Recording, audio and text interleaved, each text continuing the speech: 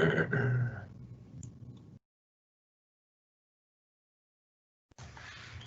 broadcast of the regular meeting of the Executive Committee will now begin. Good morning and welcome to the regular scheduled meeting of the Executive Committee for December 8th, 2020. My name is Jacob Fry and I'm the chair of this committee. As we begin, I'll note for the record that this meeting has remote participation by committee members and staff as authorized under Minnesota statute section 13D.021 due to the declared local public health emergency. At this time, I'll ask the clerk to call the roll so we can verify quorum for this meeting. Councilmember Gordon. Here. Jenkins. Present. Johnson. Here. Bender. Mayor Fry. Here. Let the record reflect that we have a quorum and can therefore proceed with the business before us today.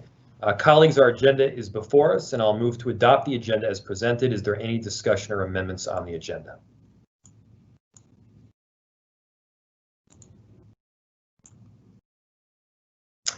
Seeing none, I'll ask the clerk to call the roll. Councilmember Gordon. Aye. Jenkins. Aye. Johnson. Aye. Bender. Mayor Fry. Aye. There are 4 ayes.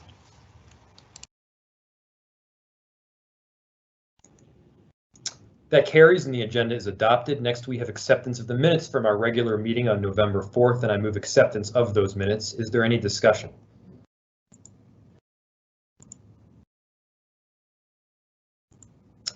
Seeing none, the clerk will call the roll.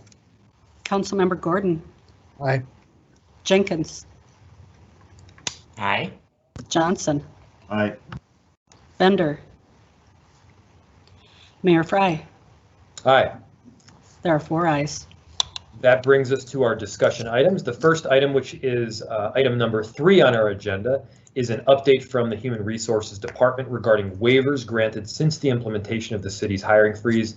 This is a report scheduled to be received at every executive committee meeting while the hiring freeze is in effect, and I'll recognize Deb Kruger from the city's Human Resources Department to give the update. Ms. Kruger. Thank you, Mayor Fry. Council members of the Executive Committee. Again, Deb Kruger, I'm here to give an update on the hiring freeze waiver report. Since the last report we did at Executive Committee on November 4th. Next slide, thank you. The waivers that we'll be going through today are waivers that are effective through October 13th. Those are hiring waiver so that have been completed and finalized so far.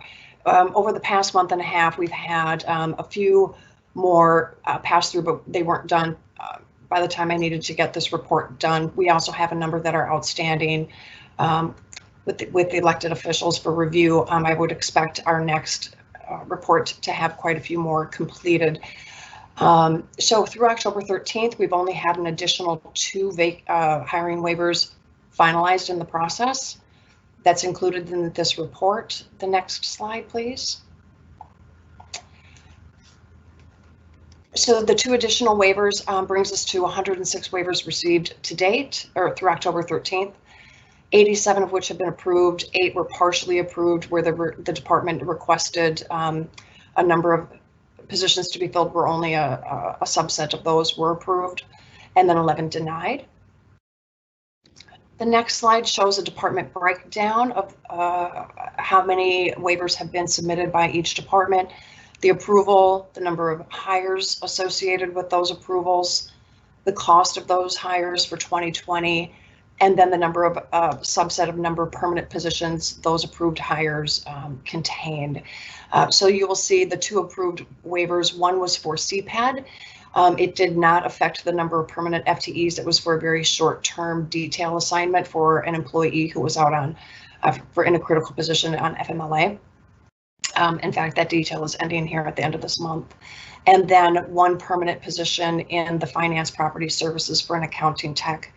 And that position is a role that supports accounts receivable specific to the new public service center receivables and the billing processes that go out with the new public service center.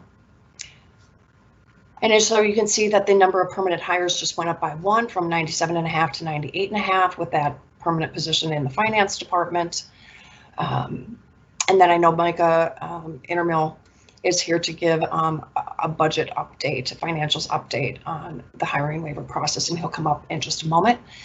So the last report would be the diversity impact in the hires. So of the 98.5 positions that have been approved to be filled, 57 had been filled through November 30th, the last time I ran the data.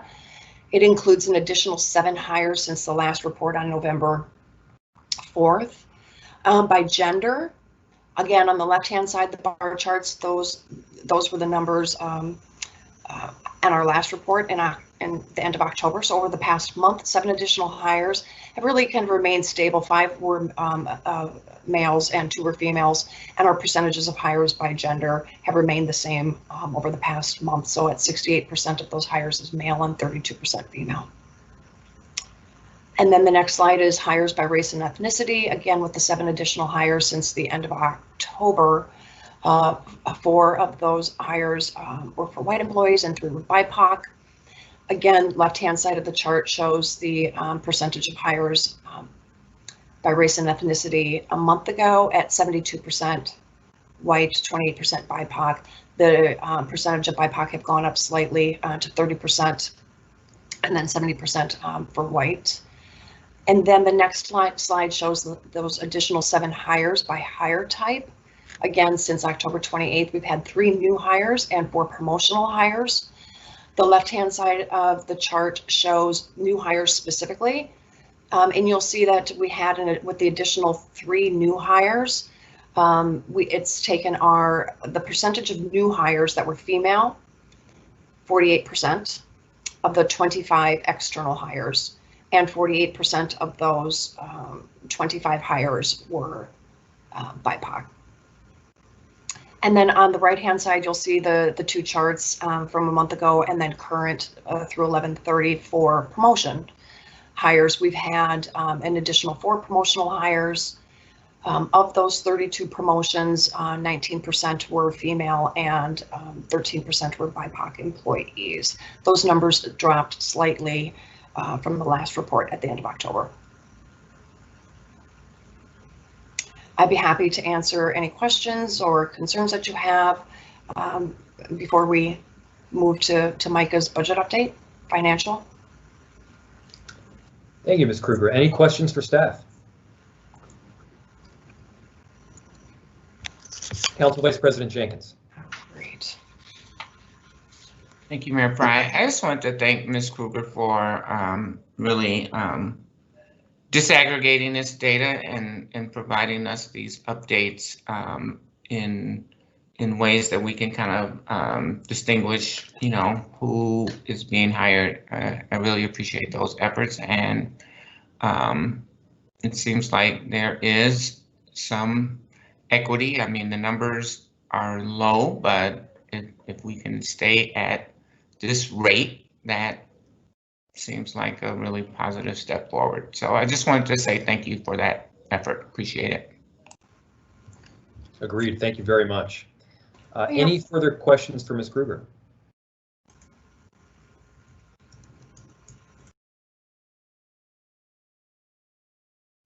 No, Ms. Kruger, I believe you said that Mr. Intermill had some presentation regarding the finances as well.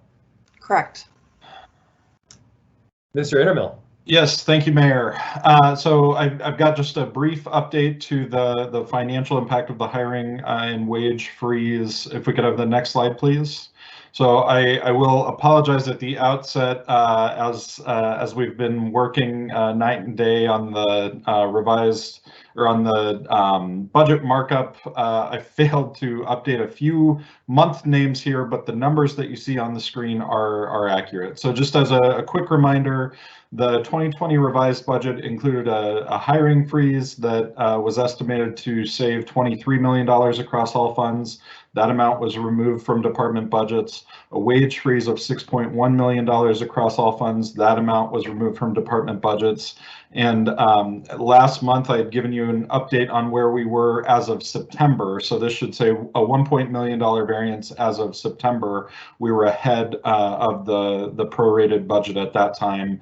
There are just a few wrinkles in this data related to the way that our budgets are set up in elections and reimbursable projects that work through Public Works that are skewing the data a little bit. So at the time I said, you can interpret this as we're very much on budget in terms of our personnel spend. So could I have the next slide, please?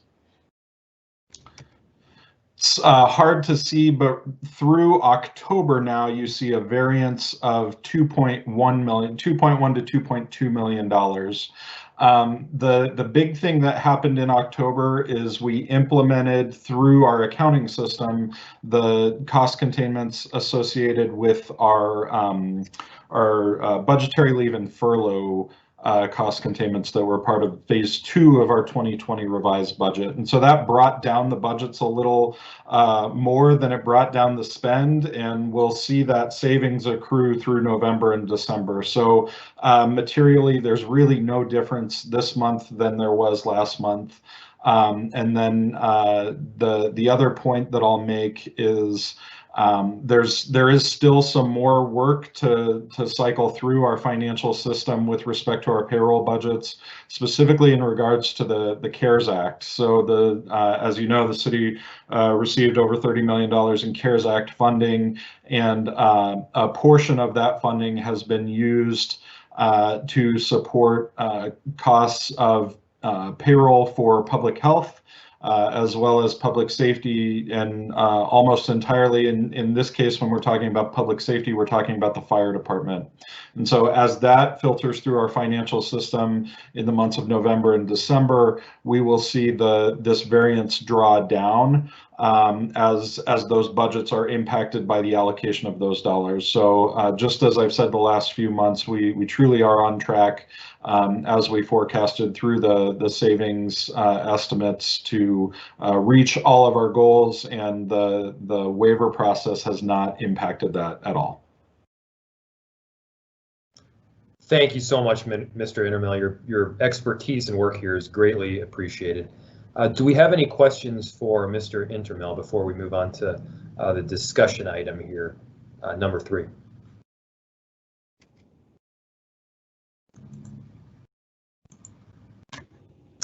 Seeing no further discussion, I'll direct the clerk to file that report. Item number 4 on our agenda is a report regarding the options for converting city holidays into floating holidays. I believe that presentation will be given by our Chief of Human Resources Officer, Patience Ferguson. Ms. Ferguson. Thank you very much, Mayor Fry and members of the committee. The purpose of this presentation today is to just give you an overview of some options that we're looking at regarding options of converting the city holidays into floating holidays. Before I get started, I've noticed there's a couple of corrections that we will work with the city clerk's office to correct.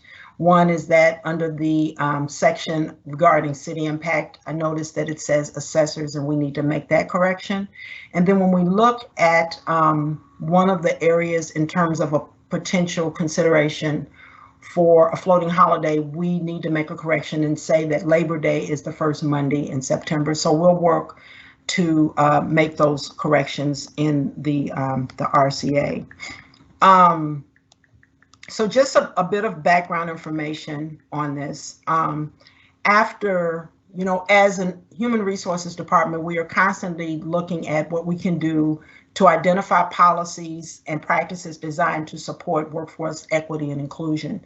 And after the unfortunate killing of George Floyd and the subsequent civil unrest that follows, many organizations in both the private and the public sector made decisions to incorporate the Juneteenth holiday into their paid leave programs.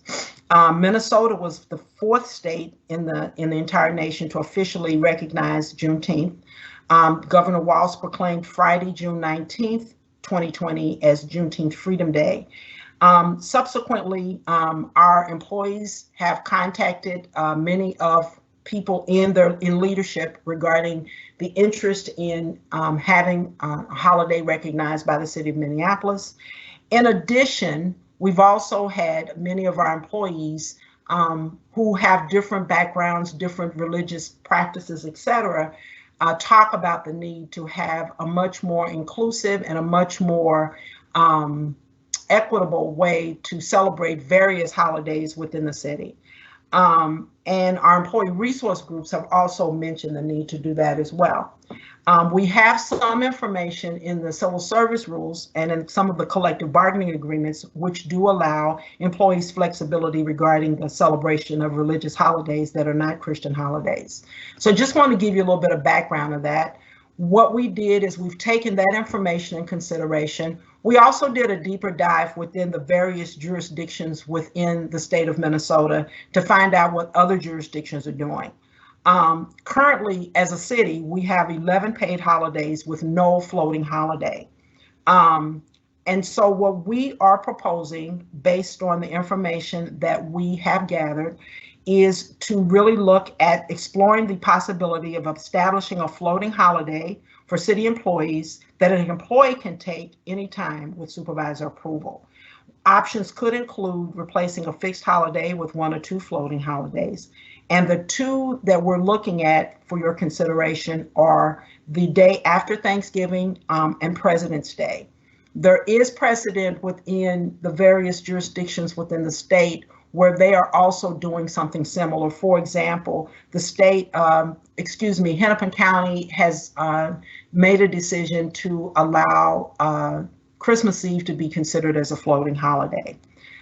There are other considerations as we move to really looking at that, whether that is operational considerations, letters of agreement for 22 bargaining units.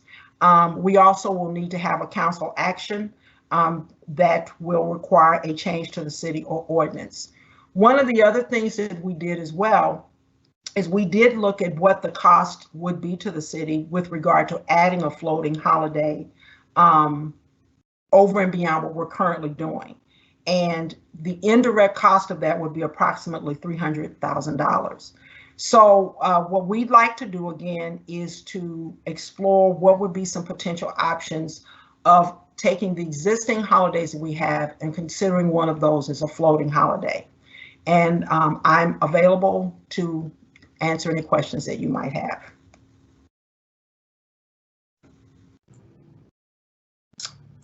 Thank you so much, Director. Do we have any questions for Ms. Ferguson? Seeing none, I'll just tell you that I really appreciate this move on a personal level. Council Vice President Jenkins. Why don't you go ahead, Mayor, but I do want to just comment after you're done.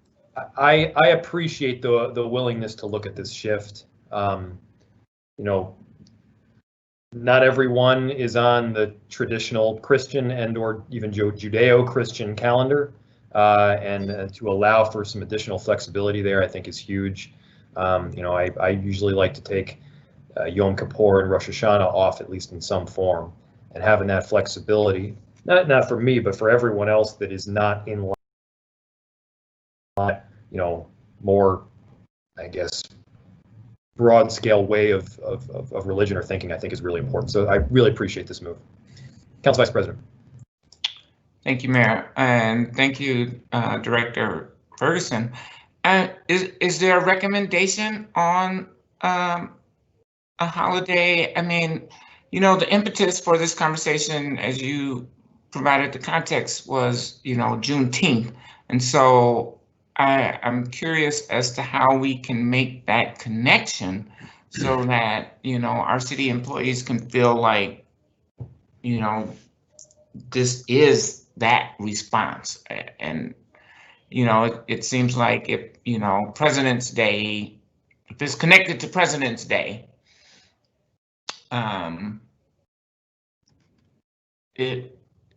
you know, that's 4 months away from Juneteenth. Like, you know, how do people get that sort of message that, you know, this is kind of that response, or that it's okay to to take Juneteenth off. Like I'm just not sure how we make that connection for people. Thank you, Council Vice President Jenkins and members of the Executive Committee. That will be part of what we will have to do from a messaging perspective, because there's a lot of work that has to be done in that regard. Part of that is, number one, we have to change the ordinance. Number two, we have to really communicate, and this in no way, we don't want to see the message of Juneteenth be diminished by us establishing a floating holiday. But what we'd like to do with all of this work is really figure out, number one, how are we going to communicate this? Number two, why we're doing it the way that we're doing it. And number three, really lift up the work that, and really send that message out. So that would be part of it in terms of us looking at what that plan is going to be. What we realized, because I started looking at this this past quarter, is there's a lot of different moving pieces with regard to this. And so it's going to give us the opportunity to, number one, make the decision of what the holiday would be, but number two, really communicate this broadly with all of our stakeholders so that everyone understands why we're doing this, why we've made the decision, and how we're doing it. And so a lot of that is going to be around communication, because we don't want the message to be in any way diminished. Okay. All right. And yeah, that's a tricky proposition. I do appreciate it. I mean, you know, I worked for Hennepin County prior to coming to the city of Minneapolis, and they had floating holidays then 20 years ago. So I mean, we're kind of trying to catch up with the rest of the world here, but yes, thank you for bringing this proposal forward. You're very welcome. Thank you. Council President Bender. Yeah, thanks, Mr. Chair. I also just want to express my support for this direction. I think the questions about implementation are really important. Are we following through with really creating that inclusive environment that truly is supportive of folks making the choices about which holidays are most meaningful to them and their families. But I think this is absolutely going in the right direction, and really thankful for all the work our staff in HR are doing. I mean, we are, it's been a really hard year for city staff. Folks have been on furlough. We have a hiring freeze, and there's more work. There just is more work because there's a pandemic, because folks are working from home. Just people have gone through a radical shift in their workplace environments. So I think everything we can do right now to support our employees is just so critical to retaining our workforce, especially our diverse workforce, who I think are really taking on even more in this time, often taking on, as we've talked about in many contexts, the emotional labor of dealing with everything that's happening, that are bringing their skills to the table as far as cultural competency or language skills or community engagement skills that are not an official part of their job, but are being increasingly asked to provide for the city. And so I think in that context, really following through with a message that we value in this very small way, the diversity of our employees is the right track, and appreciate all the work. Thank you very much, Council President Bender. Council Vice President Jenkins, did you have another comment? I did, Mayor Bright. Thank you so much. And just recognizing the emotional labor that you are expending, Director Ferguson, in this process. But my question is there a does this increase our paid holidays to 12, or does this just replace the 11 holidays and make it more flexible? Council Vice President Jenkins, members of the committee, it is not to increase the number of holidays. We're in line with what many of the jurisdictions are doing. It's allowing us to be more flexible and much more inclusive with the existing holidays that we have. Okay, thanks for that clarification. Mr. Ruff.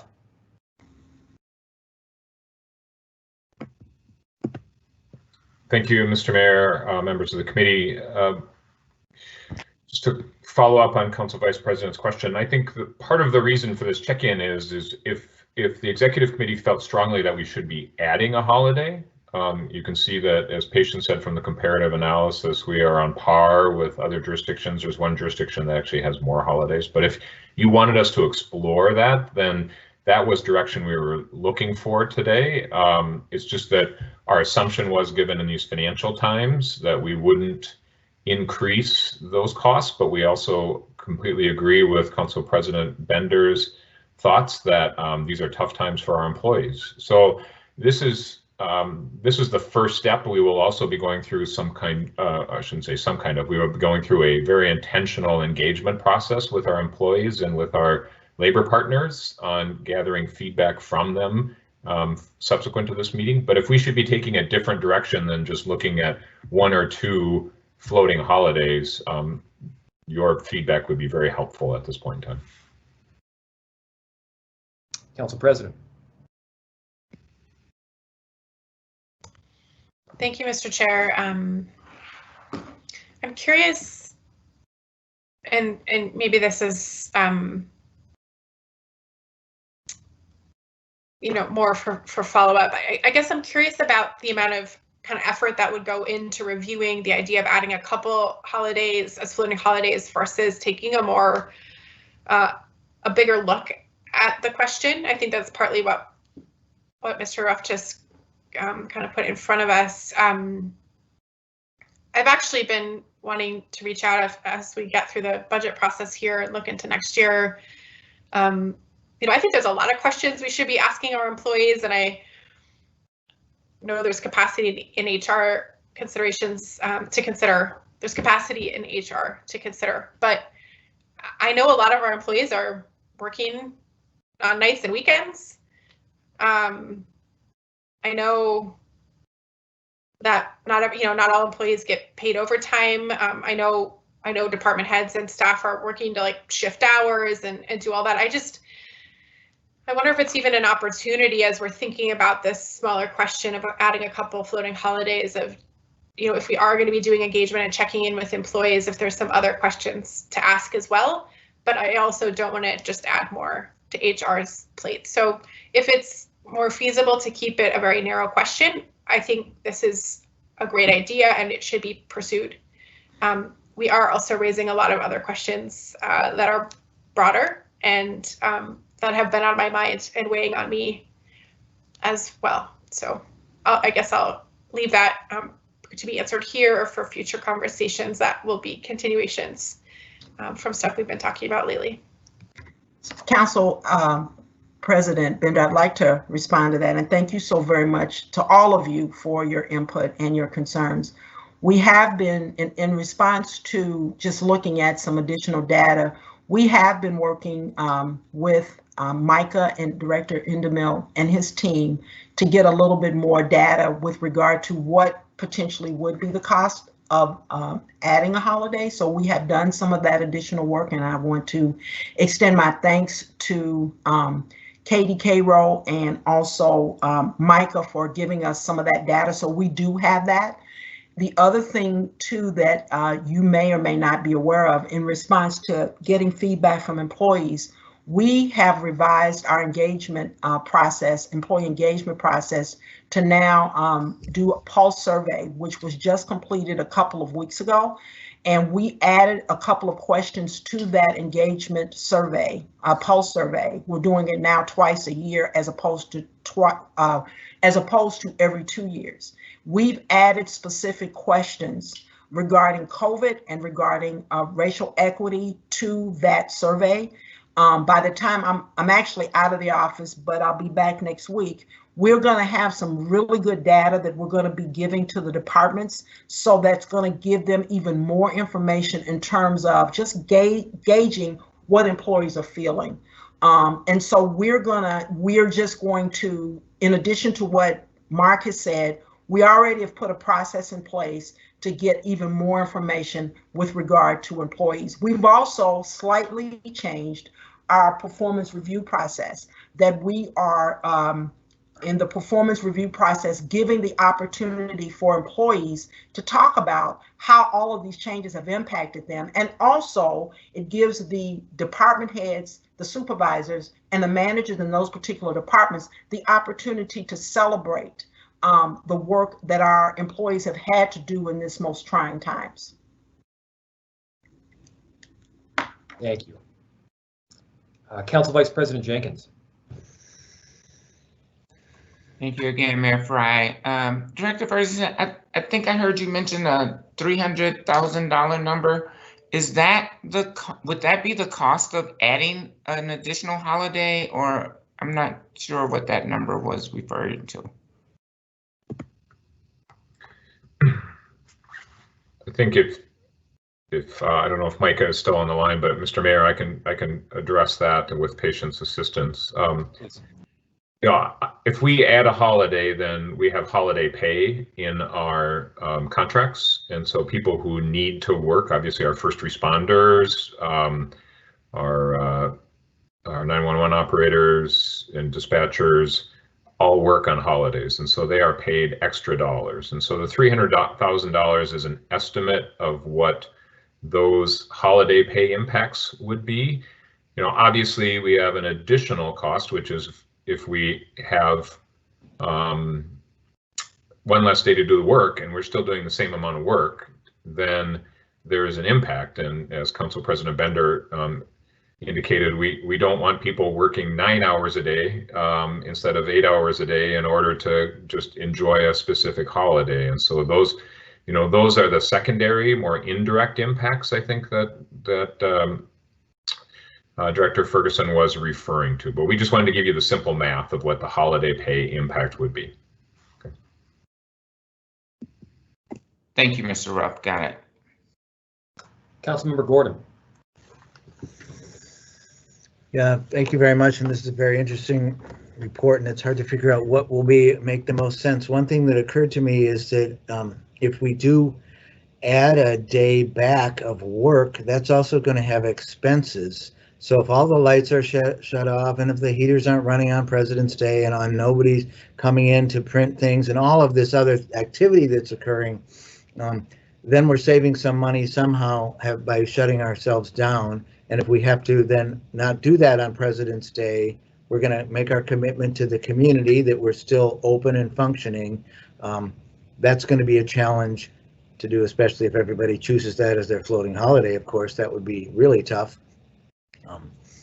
So it might be easier to add one. I think the county kind of had a pretty good situation because Christmas Eve seemed like a simple one to add.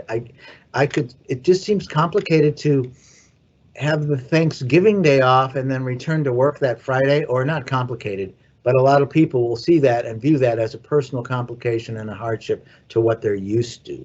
And that could also happen with many of these. I happen to like that we have Indigenous Peoples Day. I think that makes a powerful statement. So that the ease of this and the acceptance of it to our workforce, of course, they'd see a much bigger benefit to adding a floating holiday. And that's my interpretation. I don't know if everybody would agree with that, but I think that would be seen as a really big win-win-win.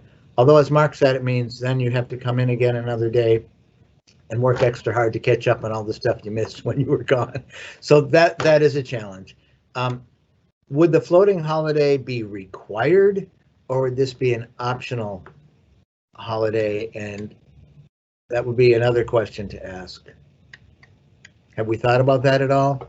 Let's say if we added a 12th and we said this is an optional floating holiday, and we can't really add a floating holiday and say you can choose which one of your other holidays to work, because if the city's shut down, it would be very difficult for some of our employees to show up for work being the only person sitting in their office. So that's a challenge too.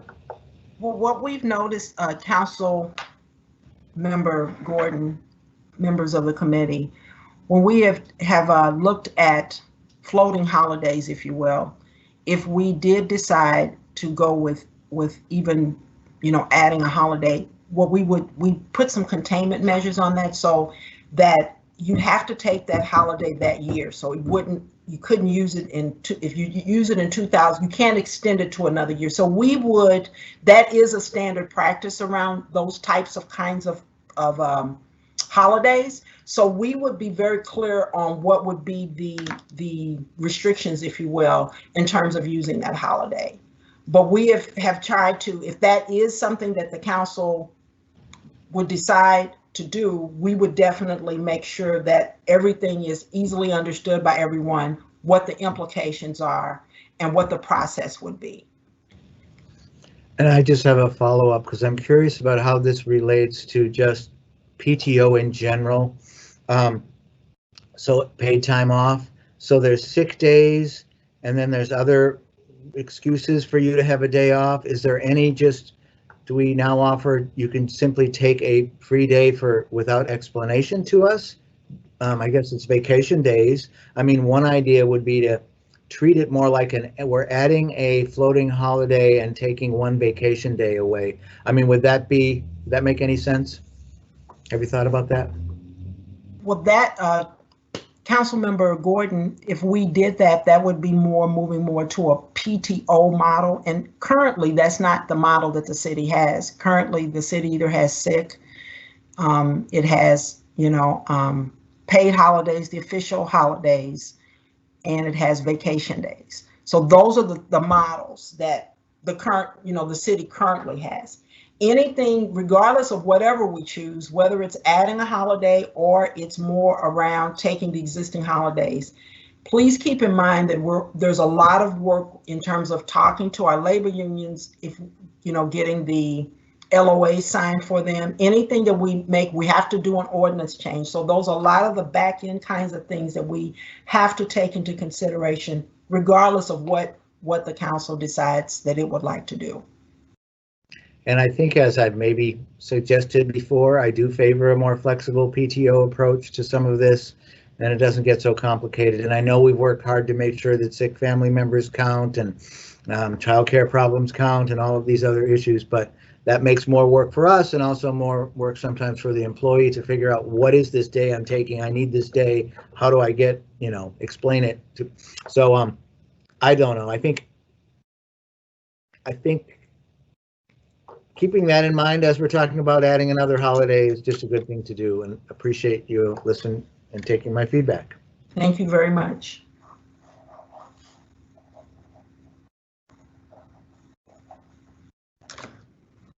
Yeah, before I add, I just would like to hear more from what the employees think and want before we advocate for an additional holiday or revamping the structure. But thank you for the report, Ms. Ferguson. It's greatly appreciated. I don't see any further comments on this area, and so I'll direct the clerk to file that report. And the final two items on the agenda today are interim designations.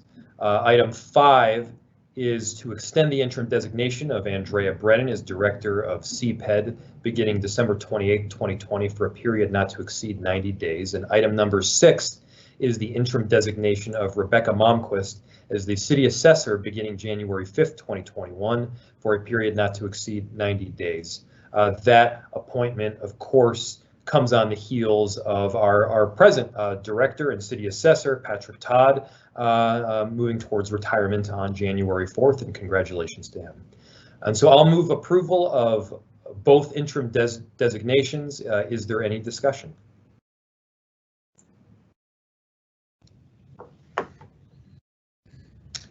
Council President Bender. Thank you, Mr. Mayor. I just want to thank both of these really amazing women leaders for stepping up into these roles, and look forward to working with both of you.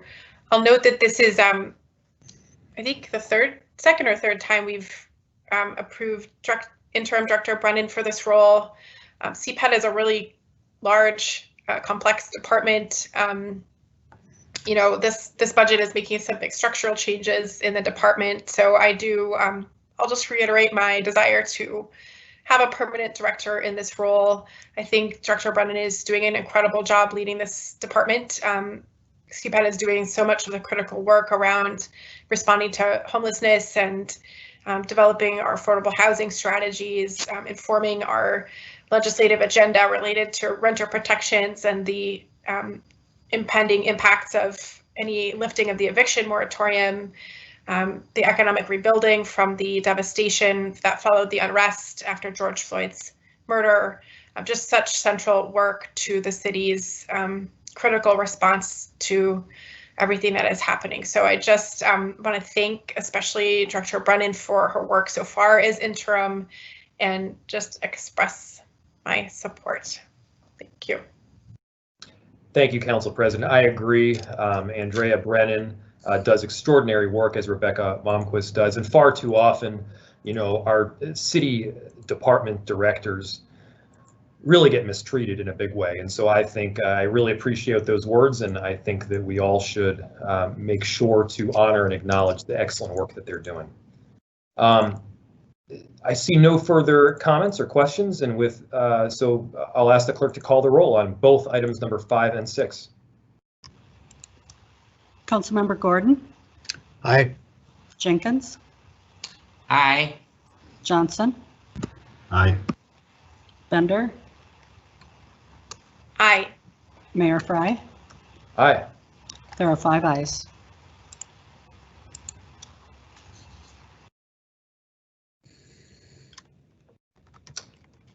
That item motion carries, and items number 5 and 6 are approved. And with that, we've concluded all items on our agenda today, and without objection, I will declare this meeting adjourned. Thank you, everyone.